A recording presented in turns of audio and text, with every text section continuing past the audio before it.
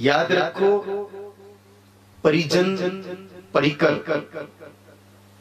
परिजन का मतलब होता है रिश्तेदार और परिकर का मतलब होता है सेवा करने वाले कर्मचारी। ये भी आपको कभी सुख नहीं दे सकते, न गृहस्थी में दे सकते हैं न साधुता में दे सकते हैं। सुख देने वाला सिर्फ एक ही है और उसका नाम है परमात्मा। ईश्वर के अलावा इस संसार में ठीक है सहयोग कोई भी कर सकता है, लेकिन सहयोगी भी एक न एक दिन दुख का साधन ही खड़ा करते हैं। कोई अगर महीना 2 महीना 6 महीना 100 महीना 500 महीना आपके साथ रहे और आपकी खूब सेवा करे, आपसे खूब लाड रखे और अचानक वो मर जाए तो फिर तो दुख ही देगा ना वो भी। अंत अगर देखो तो संसार की हर वस्तु दुख देती है, सुख सिर्फ परमात्मा देता है। हम हर पल परमात्मा को याद रखें, उसका मार्ग सत्संग समझाता है।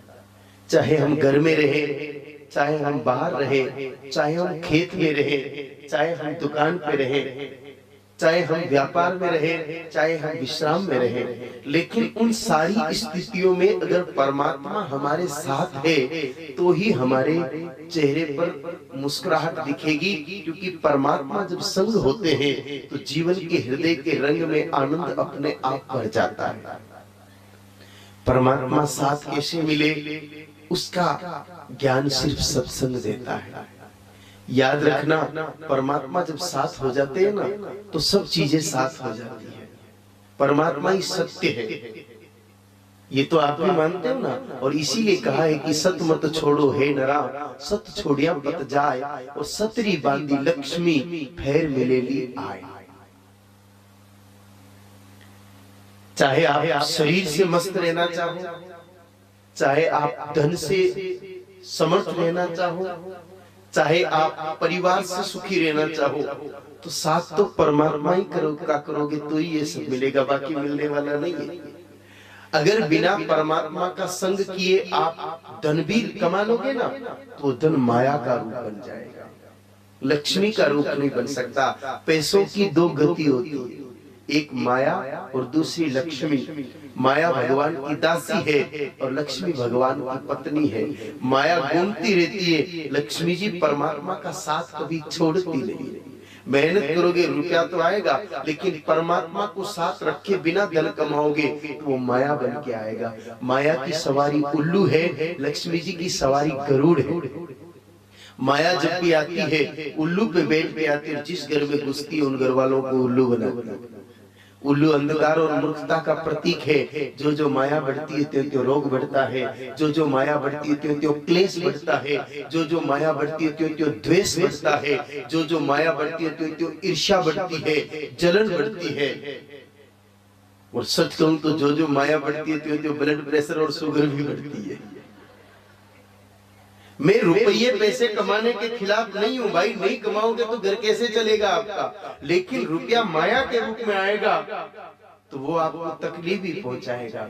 लेकिन जब लक्ष्मी बढ़ती है ना घर में, अब आप खुद अंदाज लगा लेना कि किसके घर में लक्ष्मी है और किसके घर में माया है। ये मुझे बताने की जरूरत नहीं, आपकी गता आप ही जानते हो। लक्ष्मी जी जब बढ़ती है तब शांति बढ़ती है, लक्ष्मी जी जब बढ़ती है तो घर में प्रेम बढ़ता है, लक्ष्मी जी जब बढ़ती है तो घर में क्लेश घटता है, लक्ष्मी जी जब बढ़ती है तो हृदय में प्रेम बढ़ता है, जीवन में दया बढ़ती है और आनंद बढ़ता है। अब आपके पास रुपया तो आ रहा है, लेकिन क्या बढ़ रहा है ये आप खुद ही देख लो।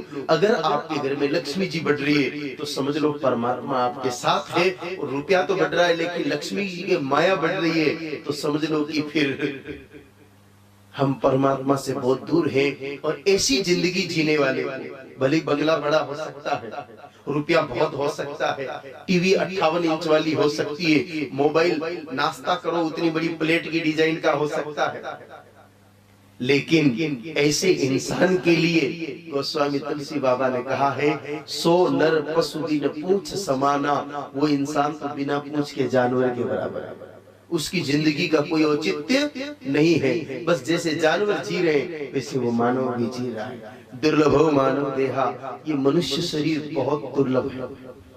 इस दुर्लभ मनुष्य शरीर को पुनः पाने के लिए 84 लाख योनियों में भटकना पड़ता है। ये मिला है तो मुक्ति का दरवाजा भी है, चाहे तो हम जन्म जन्मांतर के चक्कर से और दुखों से बाहर भी निकल सकते हैं। एक छोटी सी कहानी सुना के मैं अभी के सत्संग को विराम दूंगा, क्योंकि यहाँ मैं अभी कथा नहीं सुना रहा हूँ आपको। कथा तो शाम को जो फतेहनगर में शुरू हो ही रही है, तो फिर डबल डबल क्यों तकलीफ देना आप लोगों को। इसलिए एक छोटी सी कहानी सुना रहा हूँ। कहानी तो क्या है, दृष्टांत है। एक बहुत बड़ा महल था मेरे भाई। उस महल में एक दरवाजा था। महल तो बहुत बड़ा था लेकिन दरवाजा एक ही था। महल की जो चार दीवारी थी, महल का जो परकोटा था, उसकी जो चौड़ाई थी, लंबाई थी, वो 84 लाख मील थी। एक अंधा आदमी घुस गया बेचारा उसमें। दरवाजे में एक अंधा आदमी घुस गया। अब वो उसमें घूमने लगा। इतना बड़ा महल घूमे लेकिन वापस निकलने का रास्ता नजर नहीं आया। परेशान हो गया। इतने में एक महात्मा जा रहे थे, नारायण नारायण नारायण बोलते हुए जा रहे थे। उस अंधे आदमी ने महात्मा को आवाज लगाई, रे बिराज कुड़ है, जो भी है मने अठू बारे निकलवा तो रास्ता तो दिखा दे। उस संत ने कहा, भाई मेरे को अलग जगह जाना है, तेरे को अलग अलग जगह जाना है। अब मैं तेरे को हाथ पकड़ के तो नहीं ले जा सकता, लेकिन बाहर निकलने का तरीका बता सकता, तो वही बता दे, बहुत। वो संत ने उस अंधे का हाथ पकड़ा और पास में दीवार थी, उसको पकड़ा दिया। कहा, इस दीवार को छोड़ना मत, पकड़े पकड़े पकड़े पकड़े पकड़े जाना। जहाँ दरवाजा आएगा तेरे को अपने आप खबर पड़ जाएगी। दीवार खत्म होती कि तुझे खुद सूझ जाएगा कि भाई ये गेट है। अंधे को बात समझ में भी आ गई, कोई बात कोई आदमी साची कह रहा है। वो उस दीवार को पकड़ के धीरे धीरे धीरे धीरे धीरे धीरे धीरे चलने लगा। बिल्कुल छोड़ा नहीं, उसको चलता ही रहा। बस अब दरवाजा सिर्फ 1 फीट दूर रहा। निकलने का वक्त बाहर आया। 84 लाख मील की उस दीवार को उसने पूरा पार कर लिया। 1 फीट जगह बची। अब कोई पिछले जन्म का पाप कर्म उदय हुआ उस आदमी का। किसी की निंदा की होगी, किसी की चुगली खाई होगी, किसी का धन खा लिया होगा, किसी को गालियां बोली होगी, किसी के बारे में बुरा सोचा होगा, किसी से छल किया होगा, किसी से कपट किया होगा। ये कोई उसके पूर्व जन्म की जो पाप कर्म था वो आड़ा आया कि अचानक उसकी पीठ में खुजली चलने लगी। मोरा में कच्चा चाल वाला। वो दीवार को उसने छोड़ दी और खुजलाने लगा। अब वो भला आदमी 2 मिनट रुक के खुजला लेता तो ठीक था, लेकिन चलना चालू रखा और खुजलाया।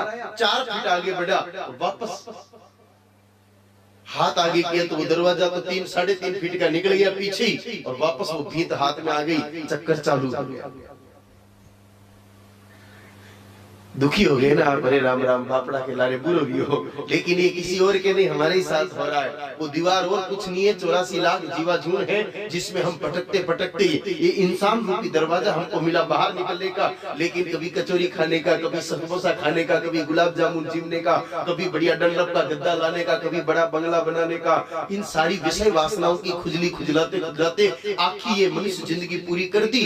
न सत्संग प्राप्त हुआ, न सत्य को समझ पाए, असत्य के बोध पड़े में ही पूरा ये जीवन निकल गया। और वापस 84 लाख का भीतरा हाथ में आ गया। कीड़े मकोड़े, हाथी घोड़े, सांप बिच्छू बन करके, और फिर से जुआ जुआ जीते रहो, घसीटते रहो, खाते पीते रहो और मरते।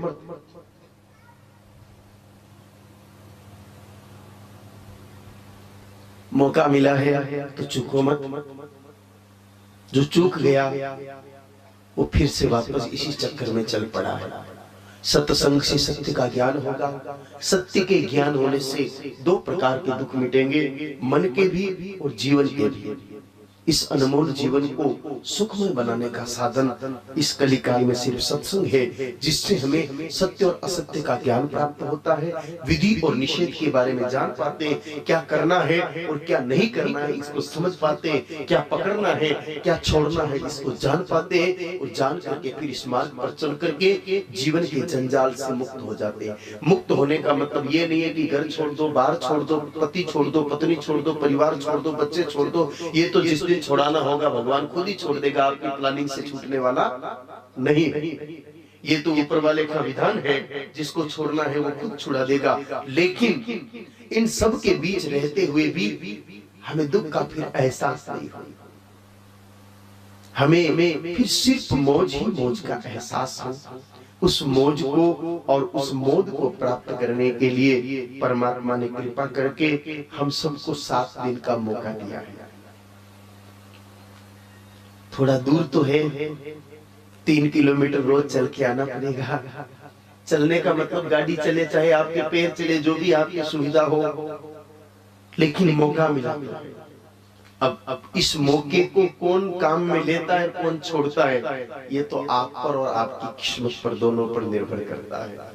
किस्मत कमजोर होती है तो इंसान को अपनी शक्ति लगानी पड़ती है, और किस्मत मजबूत हो तो इंसान को कुछ नहीं करना पड़ता, खुद ही चल पड़ता है। जिसका प्रारब्ध मजबूत हो तो उसका तो बच्चा, पत्नी या पति खुद ही कहते हैं चालो सत्संग सुनवा चला, उसको तो फिर कुछ के नहीं करना है, घर वाले कहे कि चल पड़े। लेकिन जिसका प्रारब्ध कमजोर है उसको फिर जोर लगाना पड़ेगा, कई तरह की बाधाएं आएगी।